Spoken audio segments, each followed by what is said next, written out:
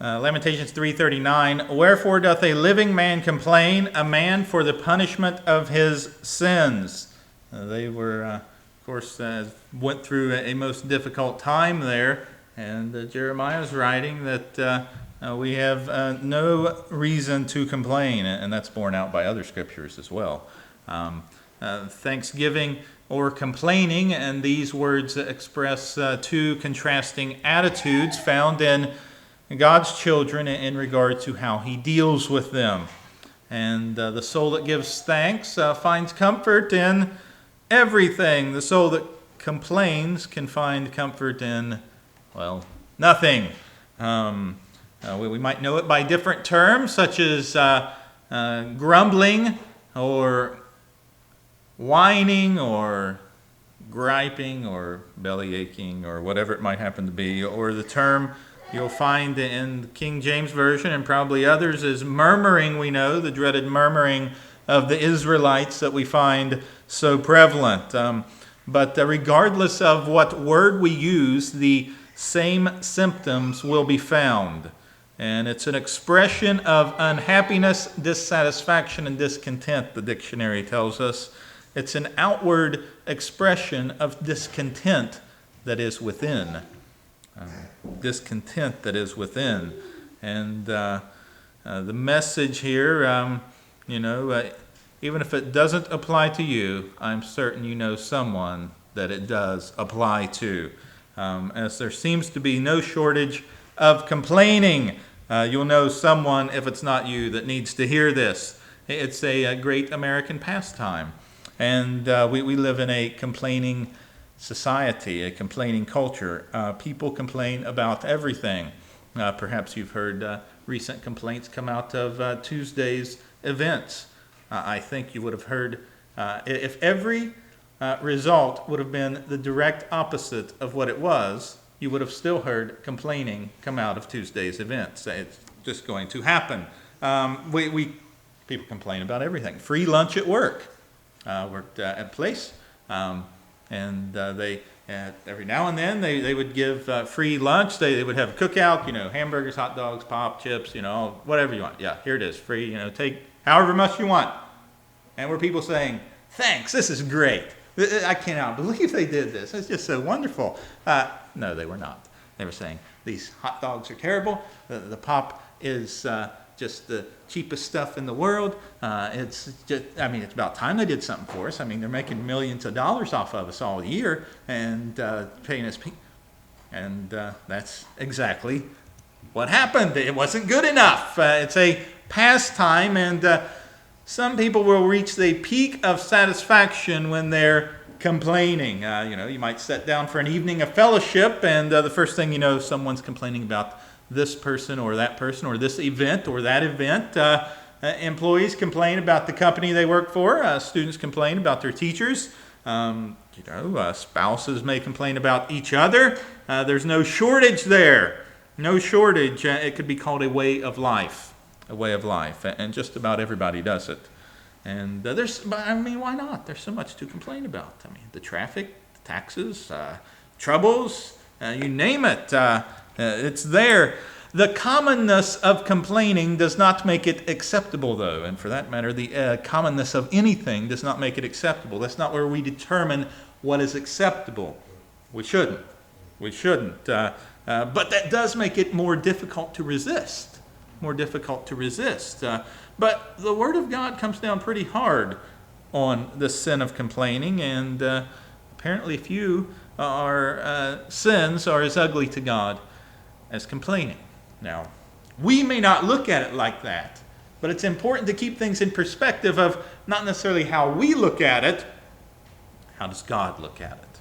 And, how much thankfulness do we have and gratitude do we show as God's people? Complaining is a part of the culture. It's part of just about probably every culture. I'm not familiar with all of them, but it's nothing new. The first person was complaining. He was complaining about the spouse that God had given him because she had messed things up. And this woman you gave me, it was an excuse and a complaint.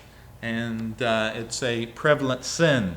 Those who would never think of committing adultery wouldn't, think twice about complaining. If it's, it's something worth complaining about. All complaining is against God and His providential will for our life. If we murmur or complain about what is happening, we're complaining really about God. A few things could be outside of that, unless, just about anything. But, do we know the dangers of complaining? That's what we want to look at. Apparently most don't, because they seem to do it so often. But it's a symptom of a deep spiritual problem, and that is a failure to trust God and to know that He is in control, and to submit to the fact that He is over these things. He has provided each of our lives. It's a serious sin we tend to take lightly most of the time. If I hear someone complaining, after a while, I always say, just shut up. I don't want to listen to that. But it's not. They didn't kill nobody or anything. They didn't break up a marriage or anything like that. But not that those things are okay or anything of the sort either. But complaining is usually looked at lightly. But looking at Numbers and the Israelites are a grand example for us when it comes to complaining or murmuring. God had greatly blessed His people, Israel. He had delivered them supernaturally from the slavery in Egypt. He protected them against their enemies. He had miraculously supplied them bread and water in the desert, and they said, "Thank you so much." Actually, they said, "I'm sick of this stuff. What's going on?" They complained about their food. They complained about the imaginary luxuries that they had left behind in Egypt. They complained about the lack of garlic and leeks that they had in the desert. People will complain about just about anything, as we see there. But they complained against their leaders. And when the people complained, it displeased the Lord, and the Lord heard it, and His anger was kindled. And the fire of the Lord burnt among them and consumed them that were in the uttermost parts of the camp. That's Numbers 11:1. He didn't say, well, you know what, I think you're right. He was greatly displeased. It displeased the Lord. He heard it. He hears us. And His anger was kindled. And when they complained about the manna, I believe it's down in verse 10 of chapter 11, it says His anger was greatly kindled. And why does God hate complaining, is displeased with it? Well, I believe one factor is it denies God's sovereignty, understanding that He's in control. We can look around, and regardless of what's going on, and some people have been quick to make this statement after the elections on Tuesday. They say, well, God is still in control. And you know what? That's very true. My concern is that sometimes with elections, people look for someone to fix everything, and since their guy didn't get to fix it, then, well, okay, we'll resort back to plan B, and that is God's in control. We need to understand God's in control no matter what. And but that also doesn't alleviate or lessen your requirement to be active among the culture and engage the culture in the things of God and your faith. But it's denying God's sovereignty, that He is over these things. He is over these things. We need to make sure that we understand that we don't complain that, oh boy, it's over now, and understand that God is in control. Who is the Lord that I should obey His voice, said the Pharaoh. I don't know this God you're talking about, but we know that the sovereign God showed His power there. And the Israelites leave Egypt wealthy. They go through the Red Sea on dry land, which doesn't seem very likely. Those two words don't really, or that phrase doesn't go together, going through the Red Sea on dry land, and God destroys their enemies. Their success in entering the promised land depended upon the sovereignty and grace of God, just like things do today as well. And, we sometimes have this idea that, the old is characterized by works and the new is characterized by grace. Truth of the matter is we'll find both in both. And when they murmur and complain against Moses and Aaron, they're calling in to question God's ability to carry out his will. Can he really do this? I don't know. It's a surface problem, though, of a much deeper problem. It's a symptom there of a much deeper problem. And I believe that's why the Bible condemns this complaining. The murmurings and grumblings of complaint are evidence that we're dissatisfied with what God is doing. And solution, though, is to recognize our sin and realize and acknowledge that our Heavenly Father always knows what's best for us, even down to the little problems that we face. There is a reason for them. And every complaint against our circumstances, every grumble about whatever it might happen to be, about the way people treat us, about the daily trials of life, it's actually directed against the one who directs our lives. Now, that's a different way of looking at things. That when we're complaining about these things, we're actually saying, you really don't know what you're doing here. Who are we, of course, to put the Almighty under cross-examination? Or no one to do that. Am I a better position than He to judge what is and what is not good for me? How far can I see into the future? Not very far, and not very far at all. Am I to strike out against God with complaining? Paul in Acts 16 is in a Philippian jail. You don't see Paul complaining there, do you? He had, if you ever have a right to complain, he could have been complaining there. But he's rejoicing. He's rejoicing. He's trusting God's sovereignty, knowing not what's going on, but knowing that God is in control, and God's going to bring something around to pass from this. And if He doesn't, then I'll just go to meet Him a little earlier than I thought I would. That's how he's trusting God's sovereignty. Complaining focuses on what's frustrating us, and it forgets about the big picture. We have to keep those things in perspective. The big picture. The people in Numbers 11, they complain about their diet. They went on to talk about what food they had, what great food they had in Egypt, and they forgot or chose to ignore the fact that they were slaves there getting beaten. We all get nearsighted, and we look at the irritations and the frustrations in front of us. We lose our perspective. We blow, the problems today way out of proportion. We forget the larger picture of what is God doing here. What is He doing in our lives? Through our lives, we miss the big tapestry, and the big picture includes God's sovereignty. And it's actually, whether or not we realize it or not, but it's an expression of unbelief toward God's sovereignty in our life. Complaining is unbelief in God's word. It says all things work together for good for those that love Him, called according to His purpose. It doesn't say, good things that you enjoy work together. It says all. And if the Christian, if the believer really believes that God is working in his life and is working all things to pass for good, then he'll stop complaining. He'll start thanking for the Lord for the plan He is working together for us. Do we complain? Well, we probably all complained at some point or another. What are our comments about to our spouse? What do we say about our employment?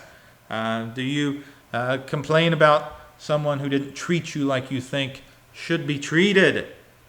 Religious people are sometimes some of the biggest culprits, and examine ourselves in this. Are we thankful for all things? Are we thankful for all things? Of course, sin accepted from that, but are we thankful for all things in the way that God works? And have we ever complained, the weather ruined my plans? It's terrible what happened. Now, understanding that God is in control, and for some reason He had a plan to do that. But complaining is directed at God, who has ordered our circumstances. Now, of course, we also play a factor in those, but when we complain about the things that have come to pass, they're directed at God, knowing that He has ordered these things. It's a symptom of a deep-rooted problem. What is the problem? Well, a failure to trust God, a failure to submit to his will. And it's not superficial. It's a distrust against God and non-submission to his plan and purpose in life. We can submit or we cannot. Yeah, those are your two options. And it's a serious sin. And God says it's serious. He has destroyed people for it. And he says what he did to them, when he slaughtered them, is an example to you at the end of the age. We know this from 1 Corinthians 10. That all these things happen to them for an example to you, and it shows us how God feels about those things. And that's a pretty powerful statement about how he feels about them. And it's pretty strong. And it's like, wow, why don't you just go, wipe out the Egyptians or go wipe out all the Canaanites, all their wickedness they're behaving in. All sin will be dealt with, but it doesn't make complaining acceptable. He doesn't say, well, you know what, those are a lot worse, so you guys are complaining, but not that big a deal. He wants us to trust him. The problem here is these are his people. He is set apart. He has chosen to be his people, just as you have been chosen to be his child, and he does not desire that type of behavior from any of us. So sometimes, though, we have difficulty in seeing these things. We see where God, where others may see, trees. We should be able to see God in all things and see how he is working. But if we compartmentalize God into different areas, we will not see God in all things. We won't. We'll see God. We'll see God here between 10 and noon on Sunday morning, but we may not see God out there Monday, between 9 and 5. It might not. We cannot compartmentalize God, but he must be in everything. Tapestry running through all areas of our life, just as our faith does. We don't separate our faith and place it in a little box and say, well, it's here and that's great, but when I go out there, it's still in here and I can't let it penetrate that society at all. That is not scriptural. We need to see God in all things, and that will be a great thing that stops complaining or greatly puts a hindrance on complaining. It's an attack on God's sovereignty. It disrupts Christian unity. It disrupts Christian unity. We see this also from the Israelites in Numbers 13. Numbers 13, and this is where the spies have come back, and Caleb stilled the people before Moses in verse 30 and said, let us go up at once and possess it. We are well able to overcome it. He said, let's go. We can do this. No problem. Why would he say that? Why would he? Well, because he had faith in God and knowing that what God had already brought them through. But the men that went up with him said, we be not able to go up against the people. They are stronger than we. They had not faith in the Lord. They were focusing upon their abilities versus the other people's abilities. They brought up an evil report of the land when they had searched into the children of Israel, saying, the land through which we have gone to search it is a land that eateth up the inhabitants thereof. And all the people that we saw are men of great stature. We saw giants, the sons of Anak, which come of the giants, and we were in our own sight as grasshoppers, and so we were in their sight. It's too hard. It's too hard. The spies affected the whole nation of Israel. Just a couple, 10 people there.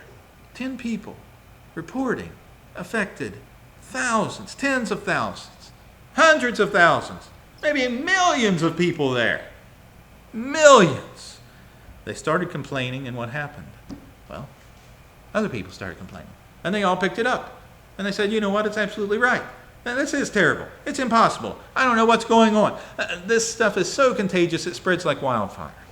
Because we can all look and say, boy, it's terrible. I can't believe what's going on here. We're just falling apart and we ain't got any hope whatsoever, and I don't know what to do about it. Then I guess God's asleep. And of course we don't say that, but when we complain, that's what we communicate. Everybody picked it up. And, just like when one dog begins to bark, they all bark. And it's like, okay, stop. When one frog goes, they all go, and on and on. When you get one disgruntled complainer, it won't be long before it spreads to many. And, used to think people complain because they have problems, but maybe we have problems because of complaining. It doesn't change anything. It doesn't make anything better. It amplifies frustration. It spreads discontent. It spreads discord, which God does not look favorably upon. Proverbs 6:16, these 6 things doth the Lord hate. 7 are an abomination to him. A proud look, pride, that's not the worst sin in the world. A lying tongue, well, it didn't kill anybody. Here we go. Hands that shed innocent blood. Okay, God hates that. Yes. Well, we'll talk about that. A heart that deviseth wicked imaginations. Feet that be swift in running to mischief. A false witness that speaketh lies again. Boy. And he that soweth discord among the brethren. 7 things that God hates. An abomination unto him. And we don't find the things typically there, apart from the third one, that we would list as the really bad stuff that needs to be gone after. We didn't find adultery in there. We found shedding of innocent blood, but so many other things that we would think are worse. But there it is. Lying, devising things, running to wickedness, discord. It causes problems. It divides, and it spreads to everyone.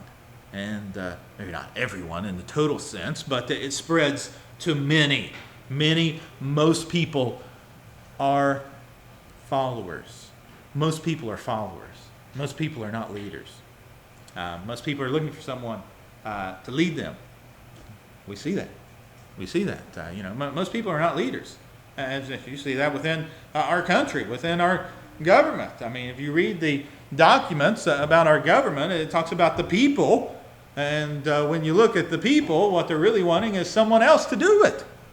They're followers, not leaders. It's too much work to be a leader. The same is true in your walk with God. Somebody needs to help me out here, because I don't want to do this, and I don't want to stand against the grain, and few do stand against it. So if complaining is a wave that's going through, many will just pick it up and go with it and say, yeah, that's right. Yeah, that's right. Yeah, it's terrible. Yeah, he's not any good. Yeah, we need to get rid of him, and we need to do that. And I can't believe she's that bad. And on and on and on. We need to stand against the tide and speak what is correct. Because complaining, thirdly, discredits Christian testimony. It discredits it. When people see you complaining, boy, I thought you guys were different. You're not any different than me. You just get up a little earlier than I do on the first day of the week. Other than that, you're not any different at all. We talk about God and how much we love him, how good he is. But many times people live like atheists.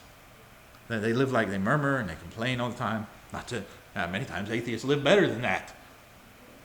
Philippians 2:14 says, do all things without murmurings and disputings. Do all things without murmurings and disputing. Why? Well, verse 15 says, that ye may be blameless and harmless, the sons of God, without rebuke, in the midst of a crooked and perverse nation, among whom ye shine as lights in the world. Now, to do all that. Why? So that ye may be. That's one of the primary reasons that you do this. In addition to what we've already mentioned, here's another one, so that you will be blameless, harmless, above reproach, child of God. You're called to be all that a child should be. How you live has a dramatic impact, not only on whether or not you're consistent as a child of God, it has a dramatic impact upon those that are around you, because I think, as I just mentioned, I believe because many are followers. They're seeing what's going on, and they're also seeing what you're going to do. What you're going to do. How are you going to respond to this? A Christian who is always grumbling and complaining is harmful to the cause of Christ in the name of Christianity. Nobody likes to be around people who are always grumbling and complaining. They don't. The world is not attracted to such a person. We fall apart in the midst of trials, of tribulations, of problems that we go through, and the world will say, where is their God at? Where's their God? Paul and Silas had a tremendous testimony there in the Philippian jail. And why is that? Well, one reason I think is because they were praising God, even though things didn't look that good. What if they'd been complaining there? What if they'd been murmuring, complaining? griping about their situation. Boy, I can't believe what's going on. What if Silas would have said, oh, Paul, you had to be a big shot. You had to throw that demon out, didn't you? You couldn't have just let well enough be alone. What if they'd have been arguing and fighting with each other there? And they say, the jailer would be like, well, the jailer would have been saying, tell me, what must I do to be saved? What he said, he's big dummies. They're just like everybody else. He's just like everybody else. Believers, our testimony is important, very important. God uses our lives to influence others. He does. He uses our lives to influence others. Obviously, your life has been influenced by someone else for you to be here this morning. Your life has been influenced by others in other ways in your life too, by how you speak, by what you think. Those things have been influenced, not totally that you're a robot because of what others have done. Hopefully the Word of God penetrates and the Spirit of God helps to rule your life. But the influence that others have had in our lives does have a great effect upon us. That is why our faith must penetrate all areas of our lives, all areas of society. It must not be separated from any portion. God uses our lives to influence others. Another reason not to complain. And many times when we complain, we have no reason for it. It's really not that big of a deal. If it's really a serious deal, then people are usually crying out to God, asking for help, and seeking something for that instead of saying how horrible the things are right now. This is just horrible. If something really serious happens, it's usually not a complaining situation. It's a crying out to God situation. Complaining is usually for thinking, boy, the food is so bland. I tell you,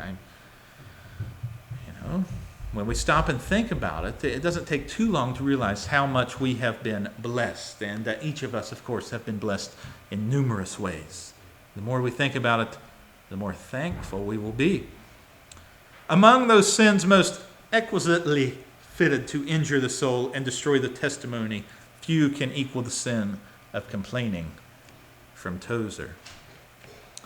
Complainers are, you might call them a missionary of misery because they spread it all around.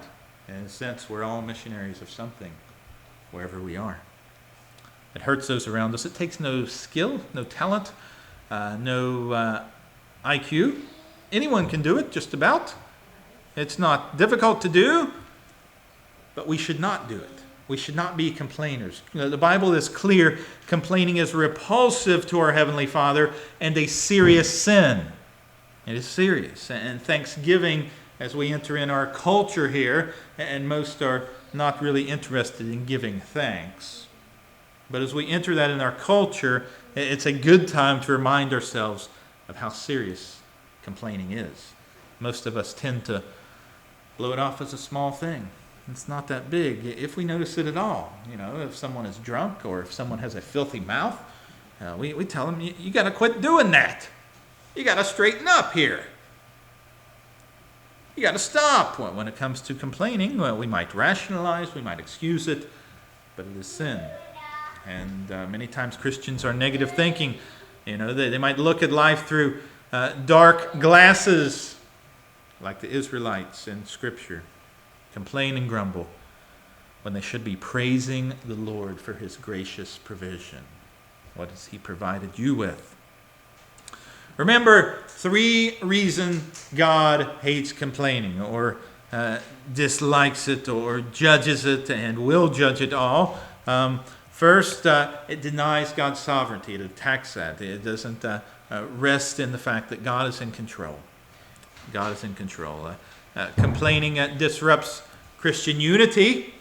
It disrupts unity, and we cannot be unified if there is complaining going on in the midst. It also discredits our testimony. People are watching our testimony, even at the same time that they say they have no desire to be like you. They are watching to see what's going on. And I believe we have far more influence than we would give ourselves credit for. Just as those that have influenced us in our lives most of the time probably wouldn't think of themselves as just grand swayers of people.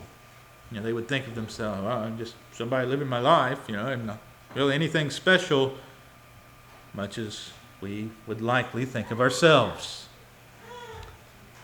But it discredits Christian testimony. We have great influence. We should thank God for every blessing sent. And if we thank God for every blessing sent, there will be little time left for complaining, lament, murmurs. And one of the best deterrents to complaining is for praising God and giving thanks to what He desires and what He has given for us and what He has called us to. Believers who keep praising the Lord usually achieve the victory over complaining. Believers who do not keep praising the Lord will not attain the victory. Well, we have two options there. And they don't go together. We don't go together. It's very odd to find someone giving praise to God and at the same time complaining about the miserable circumstances that they find themselves in that God has placed them in. Those two things usually just don't go together. Let us remember what complaining does, and let us seek to have it as a deterrent, or not to do it, but rather fill our lives with praise. With that, let us stand, and we'll close in a word of prayer.